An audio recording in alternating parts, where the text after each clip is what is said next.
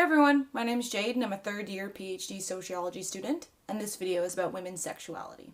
So last Friday, Alyssa Milano tweeted that American women should go on a sex strike to protest legislation aimed at obstructing reproductive rights. In response to Milano, intersectional feminists began to point out how and why her proposed sex strike was actually espousing a white feminist rhetoric. Two notable examples being writer Lara Witt and activist Michelle Goudeau. Now, these women made a bunch of astute points about how Milano's remarks were feeding into racist, sexist, heteronormative, classist, and cisnormative ideologies. But there was one point expressed by both women in particular that people ended up focusing on, which was Milano's solution posed women who engage in straight sex as always being subjected to sex and thus having no sexual desires in and of ourselves. In response to Witt in particular, one guy tweeted that, "I have yet to see a heterosexual woman who enthusiastically participates in sex." While in response to Goudeau, another man tweeted that, "Michelle, please, stop before you say something that ruins your credibility. Women may claim to like sex, but you really don't. You tolerate it under limited circumstances and during limited time frames. That's nature's design. Please be honest now." Sadly and unexpectedly, these men actually got a lot of support for what they said because, like Milano, they were feeding into the sexist myth that women don't like to have sex, particularly with men. Now, there's obviously a lot that we can talk about here, but I want to talk about two specific points.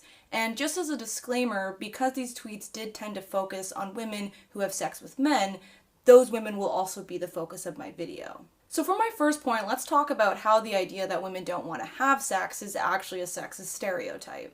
While not wanting to have sex is a normal and natural thing, the idea that women specifically don't want to have sex actually comes from the long-standing belief in Western society that women's bodies solely exist for the benefit of men. Basically, if women are considered to be objects, then what we want becomes irrelevant. In the context of sex, this translates into us having little or no desire, at least not for ourselves. This is only augmented by dominant gender and sex norms that portray women who are implicitly white, cis, and straight as being passive, fragile, and submissive. Consensual and mutually desired sex is not only an expression of one's individual wants and needs, it's also an active expression of such needs, especially in the West where sexuality is conflated with dominance and power. Thus, in this milieu, to recognize that women are sexual beings is to violate dominant gender and sex norms.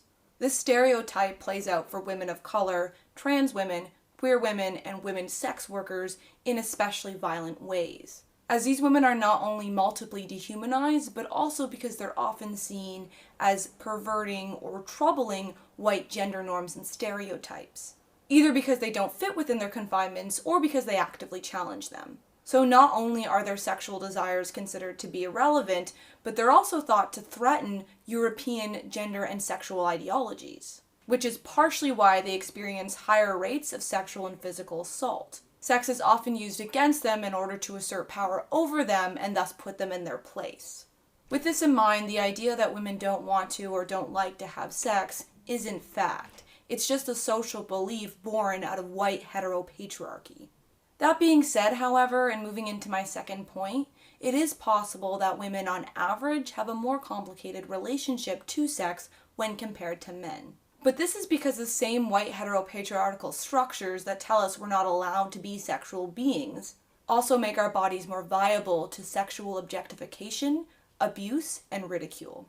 For one, many women do feel shame about their sexualities because our society, especially men within our society, shame us when we are sexual. Case in point, when a man has sex with a lot of women, he's a stud, and when a woman does it, she's a slut. But more than this, we also feel shame because statistically speaking, we're far more likely to experience sexual or physical assault, and most often it's at the hands of men. Not all women who don't like or have sex are survivors, just as survivors can go on to have healthy sex lives. However, it shouldn't come as a surprise that experiencing physical or sexual assault can have negative effects on your sexuality. While experiencing physical or sexual assault can either increase or decrease your sexual activity, many women who have both been abused by as well as date men have a complicated relationship towards straight sex. as they struggle to understand their own desires beyond trauma. Coupled with the fact that gender socialization often exhorts men not to make space for women's feelings and needs, it becomes especially hard for these women to come to enjoy sex on their own terms. So, in short, many women do enjoy and want to have sex, and oftentimes when we don't, assuming that we're not on the asexual spectrum, it's not because we're biologically wired that way. Rather, it's because of complicated social and psychological reasons that affect not only us, but all genders. So that's my video on women's sexuality. If you liked it, please give it a thumbs up, and if you want to see similar videos, please subscribe to my channel. See you later!